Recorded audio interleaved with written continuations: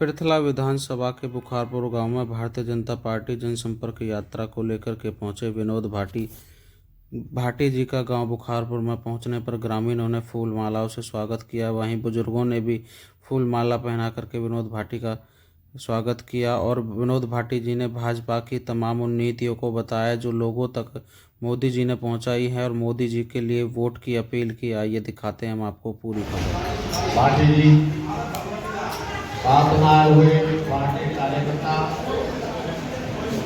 गांव के मौजूदा साथी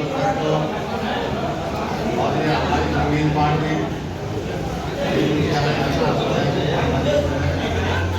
यहाँ पहुँचने पर पार्टी जी का हार्दिक दिल से मैं अपनी तरफ से और अपने गांव की तरफ से हार्दिक तहे दिल से शुक्रिया करता हूँ।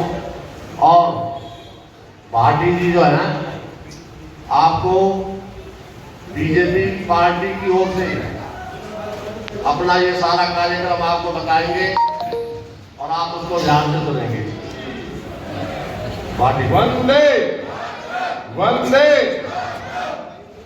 आज गांव बुखारपुर की पावन धरती पर पधारने पर मैं सभी पितामह बुजुर्गों को, नौजवान साथियों को नमन करता हूं, वंदन करता हूं।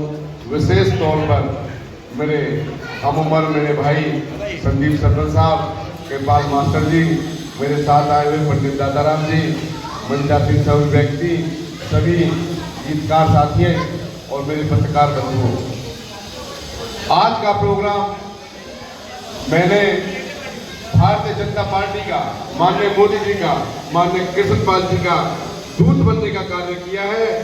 माननीय कृष्णपाल जी के निर्देश पर भारतीय जनता पार्टी की नीतियों को जन जन तक पहुंचाने का काम करने के लिए ऐसा दायित्व मुझे दिया गया है। मैं भारतीय जनता पार्टी का बहुत छोटा सा सिपाही हूं, आज आपके बीच में आया हूं भारतीय जनता पार्टी के लिए वोट की अपील करने के लिए। मैं आपको बताना चाहता हूं, 140 करोड़ लोगों के परिवार के मुखिया माननीय प्रधानमंत्री नरेंद्र मोदी जी ने तीसरी बार माननीय कृष्णपाल जी में अपना विश्वास जताया और फरीदाबाद लोकसभा संसदीय क्षेत्र की टिकट माननीय कृष्णपाल जी को तीसरी बार फिर से दी। साथियों, ये टिकट माननीय कृष्णपाल जी की नहीं है, ये टिकट हमारे हजारों कार्यकर्ताओं की है, लाखों मतदाताओं की हो। अगर हमें अपने भारत को विश्व गुरु बनाना है तो हम सभी को इकट्ठे होकर इस चुनावी सफर में भारतीय जनता पार्टी की एकता के संदेशों को हर व्यक्ति तक पहुंचाना है। मुझे पता है बुखारपुर गांव अग्रणी गांव है जो भारतीय जनता पार्टी की श्रेणी में गिना जाता है। यह एक प्रबुद्ध बुद्धिजीवी लोगों का बड़ा गांव है। मैं आपको बताना चाहता हूं, भारतीय जनता पार्टी ने, कृष्णपाल जी ने हमारे चौमुखी विकास की तरफ ध्यान दिया है। भारतीय जनता पार्टी विश्व की सबसे बड़ी पार्टी बन चुकी है सिर्फ अपने कामों के दम पर। आप देखो, पूरे देश को आज हिंदू में राम में कर दिया है। अयोध्या में रामलला का प्राण प्रतिष्ठान समारोह हुआ, पूरे देश में आस्था का भाव जताया। आप देख सकते हो, अगर हम बिल्कुल अंतिम व्यक्ति से शुरुआत करते हैं तो अंतिम व्यक्ति के लिए 5 लाख तक का आयुष्मान कार्ड हेल्थ के बारे में दिया है। 80 करोड़ लोग फ्री राशन की सेवा का आनंद ले रहे हैं। ऐसी नीतियां हैं भाजपा की। खुले में शौच खत्म हो चुकी है और फरीदाबाद सबसे पहला ODF जिला बना था जो खुले में शौच खत्म करने वाला बना था। जल से नल की नीतियों का, जल से नल तक शुद्ध पानी का, स्वच्छ पानी का हर गांव में आप देख सकते हो।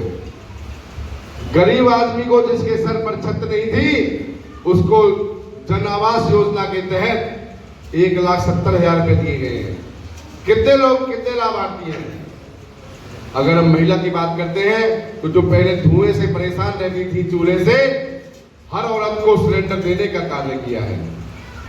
महिला सशक्तिकरण पर ध्यान दिया है, 33% आरक्षण दिया है। ये नीतियां आम आदमी के विकास की नीतियां हैं। अगर हम अपने भौगोलिक विकास को देखें तो हमारे आसपास का लोकसभा क्षेत्र, पूरा क्षेत्र आप देखो बल्लभगढ़ एलिवेटेड की नगरी बन चुकी है। आप देखो हमारे आसपास बॉम्बा बड़ौदा हाईवे जा रहा है, जेवर ग्रीन एक्सप्रेस वे जा रहा है। हमारे पृथला की हर जगह से कनेक्टिविटी माननीय कृष्णपाल जी ने उपलब्ध कराई है। हो सकता है हमारे विधानसभा के नेताओं ने शायद विधानसभा के विकास को पछाड़ा है, लेकिन मैं आश्वासन देना चाहता हूं आने वाले समय में उसमें भी पृथला नंबर 1 पर आके रहेगा। ऐसा माननीय कृष्णपाल जी का विश्वास है, उनका संदेश है।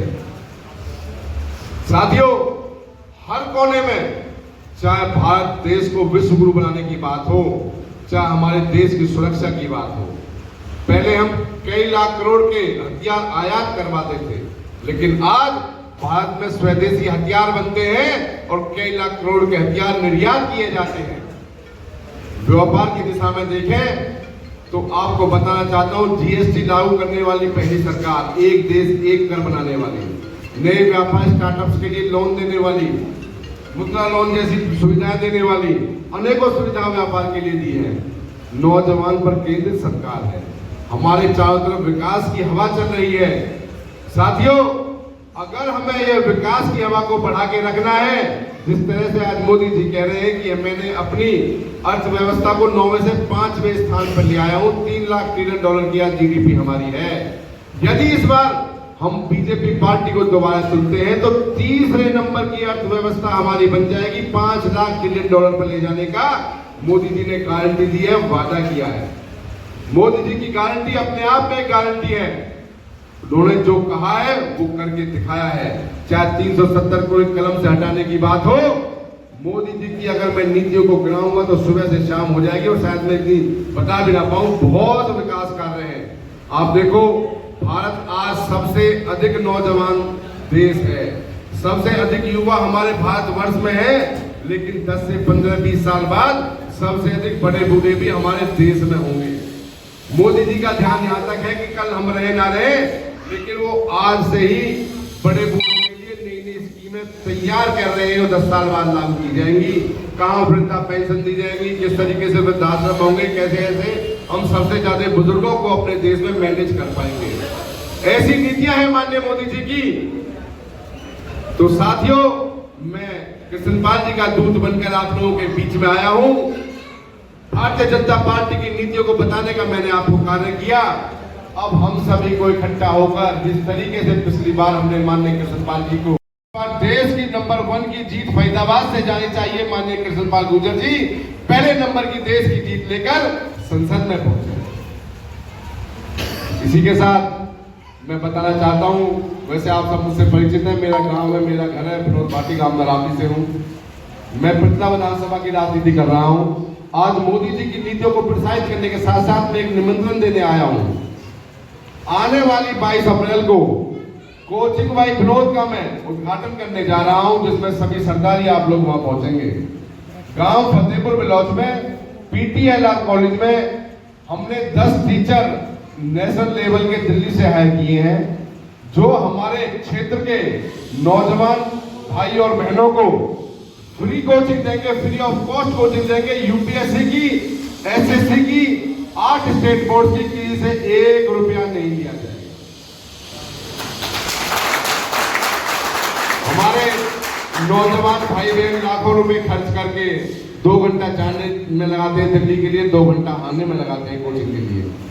वो समस्याएं कम करने के लिए जो माँ बाप उल्टे सीधे ब्याज पर पैसा लेकर पैसा खर्च करते हैं कोचिंग को, उससे बचाने के लिए, अपने नौजवान के भविष्य के निर्माण करने के लिए मैंने कोचिंग सेंटर की शुरुआत की है।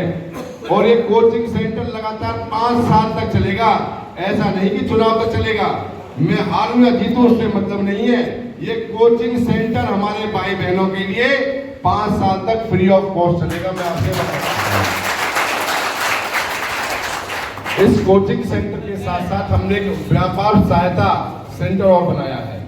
उसमें जो भी नौजवान किसी व्यापार में रुचि रखता है, कोई धंधा करना चाहता है, उसे ज्ञान नहीं है, तो वो वहां जाकर किस तरीके से जीएसटी अप्लाई करना है, कैसे कैसे व्यापार करना है, कैसे कैसे नए स्टार्टअप्स करने की सरकार की नीतियां हैं। सरकार की इतनी सारी नीतियां हैं स्टार्टअप्स के लिए। मुद्रा लोन जो कि 50,000 से लेकर 5 लाख तक का लोन बिना किसी संपत्ति को गिरवी रखे दिया जाता है। केवल व्यापार को देखकर रेडी वालों तक को भी लोन दिया जाता है, वर्कशॉप वालों को भी लोन दिया जाता है। उसके व्यापार के 6 महीने होने के बाद जब लगता है व्यापार कागजों में पूरी तरह कर चुका है तो CGTMSE स्कीम के द्वारा 50 लाख से 5 करोड़ तक के लोन दिए जाते हैं। ऐसी नीतियां सरकार की है जिनकी बच्चों को पता नहीं है, उन सबको बताने का काम उस सेंटर से किया जाएगा। नौजवान साथी रोजगार के पीछे भगने वाला ना हो, रोजगार देने वाला हो। हमारे इलाकों में लाखों इंडस्ट्रियां खुली हुई हैं, लेकिन हमारे यहाँ के बच्चे मात्र 2% हैं जिनकी अपनी की फैक्ट्रियां होंगी। मेरी सोच है कि हमारे नौजवान सक्षम बने, बड़ी बड़ी नौकरियों पर जाए, बड़े बड़े कारोबार करें, व्यापार करें, ताकि वो अपने परिवार की आमदनी, अपने परिवार के खर्चा, लिविंग स्टैंडर्ड को उठा सके, बढ़ा सके, अपने परिवार का, अपने देश का नाम रोशन कर सके। ऐसी मेरी सोच है। विनोद भाटिया जी पहुंचे हैं आपके गांव में और जो कोचिंग सेंटर का आप उद्घाटन 22 अप्रैल को करेंगे, किस तरीके से देखते हैं आप? अरे भाई, हमें तो बड़ी खुशी हो रही है जो हमारे नौजवानों के लिए इतना सुनहरी मौका आ रहा है। इससे ज्यादा और खुशी क्या होगी? क्या पहले इससे किसी युवा ने ऐसी सोच के साथ चुनाव लड़ा? नहीं, किसी ने नहीं। तो आपके कहने का मतलब है कि जो विनोद भाटिया जी मुहिम लेकर चल रहे हैं वो ठीक है? बहुत बढ़िया नौजवानों के लिए हम तो पर्ची के नाम पर ये जो मुहिम चलाई है इन्होंने, ये नौजवानों के लिए सुनहरी मौका है। देखो, पढ़े लिखे आदमी एक तो गलत लाइन से बचेंगे। कस्बा है आपके नजदीक है, क्या लगता है बच्चे वहाँ पर कोचिंग लेने के लिए जाएंगे और ऑनलाइन जो कोचिंग है उनके द्वारा? हाँ, तो वो जाएंगे, जब जिनको शौक है वो जाएंगे, जिन्हें गुटखे खाने की आदत है तो आज जाए ना कल जाए। देखा जा रहा है विनोद भाटिया जी ने कहा है कि जो हमारा युवा है वो जागरूक नहीं हो रहा शिक्षा के प्रति, और वो जागरूक करने का प्रयास कर भी रहे हैं। तो युवाओं को क्या विनोद भाटिया से प्रेरणा लेनी चाहिए या नहीं लेनी चाहिए? क्या कहोगे? विनोद भाटिया के आज गाँव में पहुंचे हैं, मुहिम को भी चला रहे हैं और जन जन तक जो नीतियां हैं उनको भी लोगों तक। सर्वप्रथम तो मैं धन्यवाद करना चाहूंगा बड़े भाई विनोद भाटिया जी का और अपने पत्रकार भाइयों का, जो गांव में आए, उन्होंने जो अपनी भारतीय जनता पार्टी की मुहिम है इसके बारे में लोगों को जागरूक किया। और अच्छी पहल है कहीं ना कहीं भाई की, जो रोजगार बगैर नौजवान साथी क्षेत्र में भटक रहे हैं, इन्होंने उनकी समस्या को सुना और उसको सुनते हुए ही इन्होंने फिर जो कोचिंग सेंटर चलाने का कार्य किया वो वाकई सराहनीय है। की बात की जाए तो बल्लभगढ़ के अंदर सैकड़ों कोचिंग सेंटर हैं, लेकिन बच्चे संतुष्ट नहीं है। आज जो उन्होंने पहल की है वो एक बड़े लेवल पर टीचरों को हायर करके बच्चों को फ्री में निःशुल्क और ऑनलाइन कोचिंग देने का कार्य किया है। क्या क्या मूलभूत सुविधा है जो लोगों को मिलती है? इसमें सुविधा सर्वप्रथम तो बात रहेगी, जो हर एक व्यक्ति अपना कोचिंग सेंटर के खर्चे के लिए पर्याप्त किसी के पास इतना बजट नहीं है, जहाँ फ्री कोचिंग मिलेगी उसको बच्चे का इंटरेस्ट बढ़ेगा, जाएगा तो इसका इंटरेस्ट बढ़ेगा, बाहर के वातावरण में वो सक्सेस भी होगा। तो इसमें बड़ी कामयाबी की बात है। तो समझदार आदमी सवाल देखा गया विनोद भाटिया जी के द्वारा चौपाल पे चर्चा कार्यक्रम रखा गया, वो भी सफल रहा और जनसंपर्क यात्रा भी सफल हो रही है। लेकिन चुनाव बहुत लेट है, विधानसभा चुनाव अभी दिखाई नहीं देता, लेकिन और उम्मीदवार भी तैयारी कर रहे थे, वो जनता के बीच से गायब हो गए। तो केवल विनोद भाटिया जी ही जनता के बीच में दिखाई दे रहे, तो क्या इसको लेकर उन उम्मीदवारों को राय देना चाहेंगे? नहीं, उम्मीदवारों के बारे में तो मैं नहीं कुछ किसी के बारे में कहना चाहूंगा। मैं सर यही कहूंगा, जैसे कि हमारे भारतीय जनता पार्टी के छोटे सिपाही विनोद भाटिया जी बड़े भाई हैं जो, और कृष्णपाल जी मंत्री जी को यहाँ पे श्री नरेंद्र मोदी जी ने अपना सिपाही बना के जो मैदान में उतारा है, हमारी सबकी जिम्मेदारी बनती है कि हम ज्यादा से ज्यादा इस चीज के लिए मेहनत करके और कृष्णपाल गुर्जर जी को ज्यादा से ज्यादा बहुमत से जिता के मोदी की बाहें मजबूत करें। तो इसमें हमारी जिम्मेदारी बनती है कि हम अपने कार्य को बखूबी समझें और उसको मेहनत